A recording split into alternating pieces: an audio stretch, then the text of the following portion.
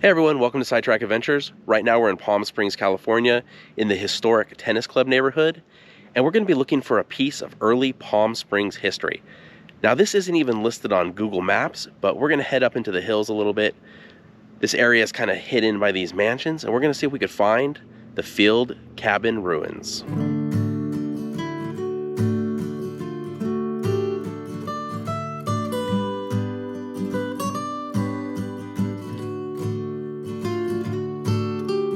So we started on the trail, and you can see some of the mansions down the hill below me. This whole area used to be home to the Creative Brotherhood. So in the early part of the last century, the Creative Brotherhood built a number of cabins up in this area, and the Avery Field cabin is the only one that there's any piece of that's still remaining. And so that's what we're looking for today. So let's talk about the Creative Brotherhood and Avery Field as we head down the trail and see if we can find it. It should be right behind one of these mansions back here. The ruins we are looking for today are for a cabin that belonged to Avery Edwin Field, who was a nationally known photographer in the early to mid 1900s. The Palm Springs area has been inhabited by Native Americans for thousands of years, but Europeans didn't arrive until 1823 when Mexican explorers first reached the area. And the first European to actually stay and reside in the area didn't arrive until 1862. In the early 1900s, Palm Springs became a fashionable resort, especially with health tourists with conditions that required dry heat. By the 1920s, the area was attracting movie stars, and a number of celebrities such as Frank Sinatra, Bob Hope, and Elvis owned homes here. Marilyn Monroe was even discovered here at the Racquet Club, and a huge statue of her was put in the town in 2021. So in the early 1900s, creative types such as artists, writers, photographers started moving into the area, and a number of them moved to the foothills of Mount San Jacinto here, and became known as the Creative Brotherhood. Here's a look back down from where we're at. I believe that is the Baristo Wash down below us, and I think we're getting a little too high up, but this is the way the trail goes, so we'll just keep going down it and hopefully we'll find what we're looking for. So getting back to the Creative Brotherhood, it was never an actual formal organization, but they shared a common philosophy. Members would often visit each other's cabins to talk, collaborate, or just enjoy the views together. The works the group created helped introduce this area to people all over the world. Members of the group included the painter Carl Lytell, writer-explorers J. Smeaton Chase and George Wharton James, painter Jimmy Swinnerton, and photographers Stephen H. Willard, Fred Payne Clatworthy, and of course, Avery Edwin Field. Avery Edwin Field moved to Riverside, California in 1910 and was widely considered the premier commercial photographer in the area. He and his wife loved exploring Southern California, and Palm Springs became an area of interest to them. In 1920, they bought property in Palm Springs, and shortly after, he built the cabin we're looking for, which he intended to serve as a combination residence and photographic studio when in the area. Wow, what a great view from up here.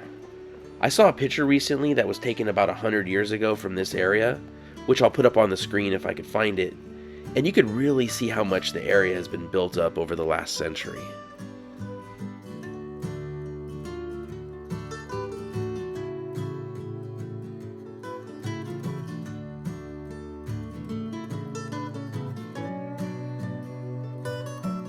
I'm pretty sure the cabin's not this far up though, so I think we need to start looking around to see if we could find it. So continuing up the trail, up the side of the mountain, we've found the ruins. Unfortunately, they're down below us. So we have to head back down the mountain to get to them, and there's no trail from here to there.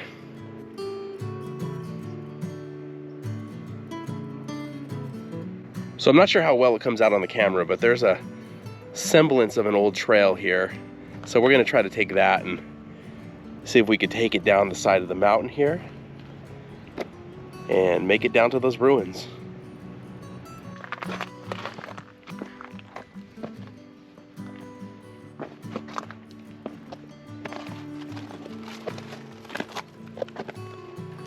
Going up a mountain is never fun, but sometimes going down is a little bit worse. There's lots of loose rock here, and I don't want to end up taking the fast way down the mountain.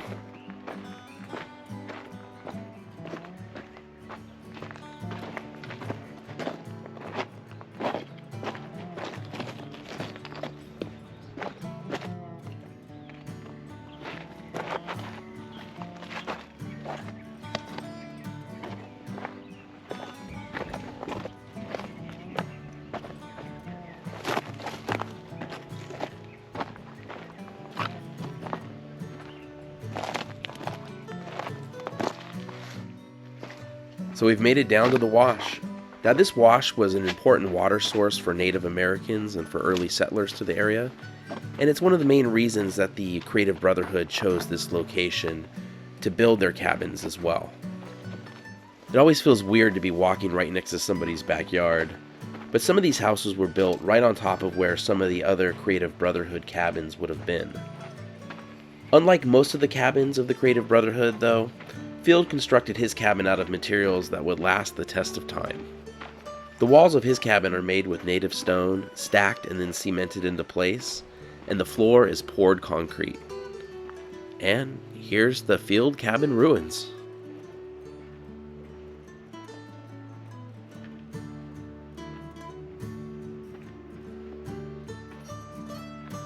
We've made it to the Field cabin ruins. And of course there's a road right next to us. We could have parked right here and just taken about a 1-minute walk to get here. But you know, the way we took, that was the funner way to get here. The sidetrack adventure, if you will. So now that we're here, let's take a look around the Field cabin ruins and see what's left.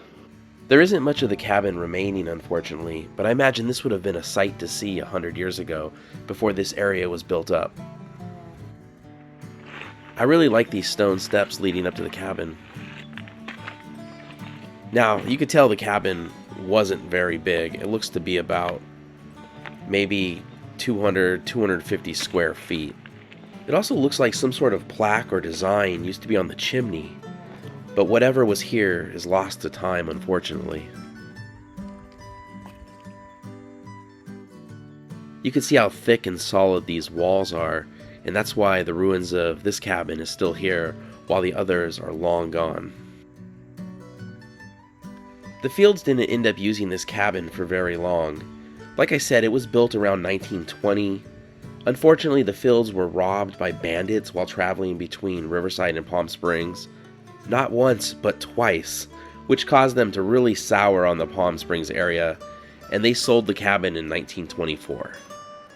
It isn't known who lived here after the Fields sold it, but the cabin was a ruin by 1950.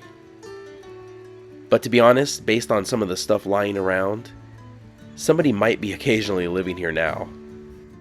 You can see the road that's right next to the cabin. Let's take a walk over there real quick and see if there's any sign or any parking or anything. Yep, this road is literally a 1-minute walk from the cabin.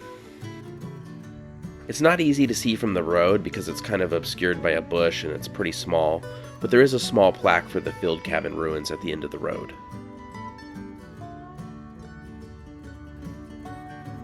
It's a little hard to see them because of the bushes, but here's a look back towards the Field cabin ruins from the road. If you do decide to come out here, remember there are 2 ways to get to the ruins: the easy way and the fun way. So that's our look at the Field cabin ruins, a relic from early Palm Springs history. Thank you so much for watching. If you enjoyed the video, please give it a thumbs up, consider subscribing, and we'll see you next week.